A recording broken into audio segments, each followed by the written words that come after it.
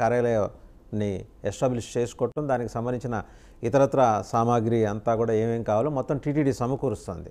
IG Sarvashreshtha Tripathi ఆధ్వర్యంలో ముందర అధికారుల బృందం భేటీ అవుతుంది.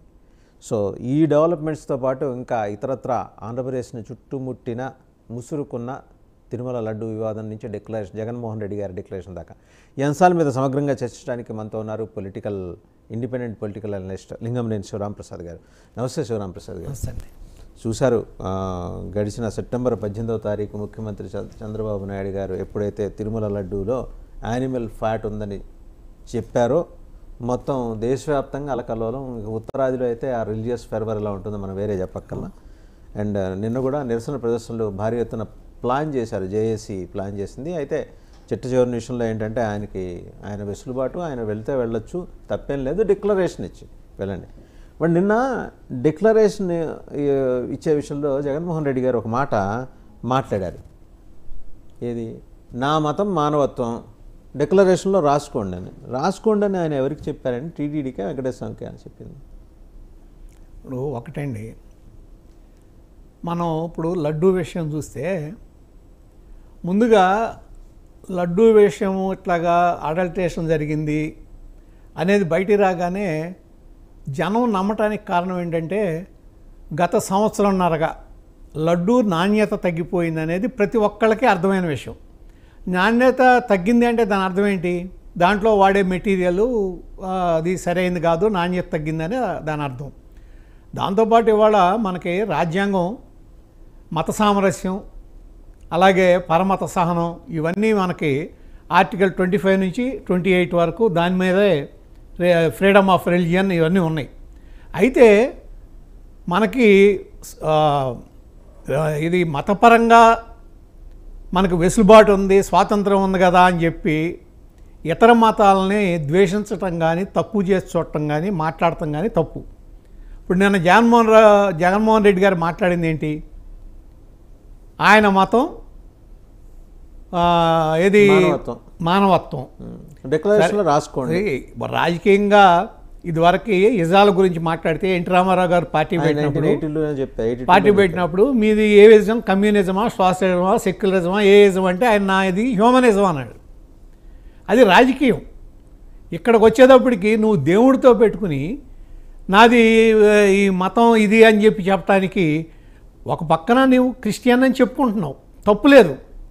ఎవరైనా ఏ మతమైనా పాటించవచ్చు, ఆ మతాన్ని పాటించవచ్చు, పరమతాన్ని సహనంగా వాళ్ళకున్న ఏదైతే ఇతర మతాలకు ఉన్న వాళ్ళ ఆచారాలు, వాళ్ళకున్న ఇవన్నీ కూడా మనం గౌరవిస్తా, ఆ మతాన్ని గౌరవించాలి. పైగా మొన్నటిదాకా నువ్వు ముఖ్యమంత్రిగా ఉండి నేను ఆ రోజున వెళ్ళాను అంటే నువ్వు ముఖ్యమంత్రిగా ఉన్నప్పుడే, ఒక రాజ్యాంగ రక్షకుడుగా ఉన్నప్పుడే తప్పు చేసావని అర్థం. ఆ తప్పును ఇప్పటికైనా సరి చేసుకునే అవకాశం ఉన్నప్పుడు సరి చేసుకుంటానికి మీకేంటి అభ్యంతరం? ఇప్పుడు అబ్దుల్ కలాం గారు సంతకం పెట్టారు, అరే ఫరూక్ అబ్దుల్లా గారు నాకు దేవుడి దగ్గరికి నా నమ్మకం ఉందని నా సంతకం పెట్టారు. మీరు తిరుపతి దర్శనానికి షరీఫ్ గారు అంతకుముందు కేంద్ర రైల్వే శాఖ మంత్రిగా ఉండేవారు కర్ణాటక. అవును, షరీఫ్ గారు. ఆయన అక్కడ పెట్టకపోతే తిరుమల నుంచి ఆఫీసర్స్ అక్కడికి వెళ్ళి కర్ణాటక వెళ్ళి ఆయన చేసి సంతకం పెట్టుకుని వచ్చారు. అవును, అది ఆయన పెద్ద మనిషే, మరి ఆయన పెట్టాడు కదా. మనకి సౌత్ ఇండియాలో చాలా దాంట్లో non Hindus are not allowed అని బోర్డు ఉంది బయట.